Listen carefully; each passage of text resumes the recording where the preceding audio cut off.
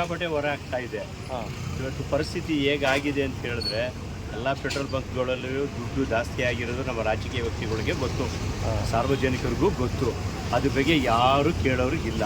ನಾವು ಸಾರ್ವಜನಿಕರು ಹೋಗಿ ರಾಜಕೀಯ ವ್ಯಕ್ತಿಗಳಿಗೆ ಕೇಳಿದ್ರೆ ಅವ್ರ ತಲೆನೇ ಕೆಡಿಸ್ಕೊಳ್ಳೋದಿಲ್ಲ. ಹಾಗಾಗಿ ಒಬ್ಬ ಹೋರಾಟ ಮಾಡಿ ಒಬ್ಬ ಮಾತಾಡಿ ಇದರಲ್ಲಿ ಪ್ರಯೋಜನ ಇಲ್ಲ. ಎಲ್ಲರೂ ಒಗ್ಗಟ್ಟು ನಮ್ಮ ಕ್ಷೇತ್ರದ ಯಾರು MLA MP MLCಗಳು ಇರ್ತಾರೋ ಅಂಥವ್ರ ಮನೆ ಬಾಗಿಲಿಗೆ ಲಕ್ಷಾಂತರ ಜನ ಹೋಗಿ ಒಂದು ಮನವಿ ಕೊಡಬೇಕು. ಆಯ್ತೆ, ಅದರಿಂದ ಏನಾದ್ರು ಒಂದು ಚೂರು ಪ್ರಯೋಜನ ಆಗ್ಬೋದು ಅಂದ್ಬಿಟ್ಟು ನನ್ನ ಅನಿಸಿಕೆ. ಸುಮ್ಮನೆ ಒಬ್ಬೊಬ್ಬರೇ ಬಂದು ಮಾತಾಡೋದು, ಒಬ್ಬೊಬ್ಬರೇ ಇದು ಮಾಡಿದ್ರೆ ಯಾವುದಕ್ಕೂ ಪ್ರಯೋಜನ ಇಲ್ಲ. ಸರ್ಕಾರನೂ ಸರಿ ಇಲ್ಲ, ಸಾರ್ವಜನಿಕರು ಸರಿ ಇಲ್ಲ.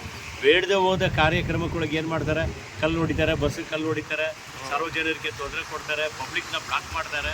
ಬೇಕಾಗಿರೋದಕ್ಕೆ ಯಾರು ಮನೆ ಬಿಟ್ಟು ಈಚೆ ಬರೋದಿಲ್ಲ.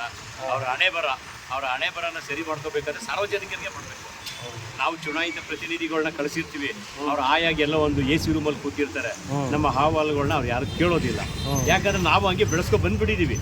ಹೇಗೆ ಯಾವುದಕ್ಕೆ ಬೇಕಾಗಿಯೋ ಅದಕ್ಕೆ ನಾವು ಹೋರಾಟ ಮಾಡೋದಿಲ್ಲ. ಯಾವುದಕ್ಕೆ ಬೇಡದೋ ಇದೆಯೋ ಅವುಗಳಿಗೆ ಹೋರಾಟ ಮಾಡಿ ನಮ್ಮ ಜೀವನನ ನಾವು ಹಾಳು ಮಾಡ್ಕೊಳ್ತಾ ಇದ್ದೀವಿ.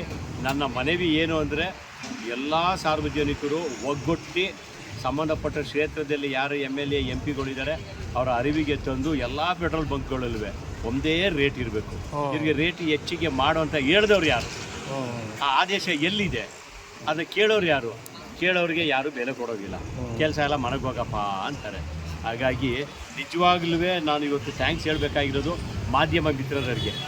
ಅವರು ಈ ದೇಶದ ಬೆನ್ನೆಲುಬು. ಅವರು ಚಳಿ ಮಳೆ ಗಾಳಿ ಬಿಸಿಲು ಏನೇ ಆಗಲಿ ಅವರು ಮುಂದೆ ನಿಂತು ನ್ಯಾಯನ ಒದಗಿಸಿ ಕೊಡೋದ್ರಲ್ಲಿ ಪ್ರಪ್ರಥಮವಾಗಿ ಕೆಲಸ ಮಾಡೋದಾದರೆ ಅವ್ರು ಒಬ್ಬರೇ. ಅವ್ರಿಗೆ ನಾನು ಹ್ಯಾಟ್ಸ್ ಆಫ್.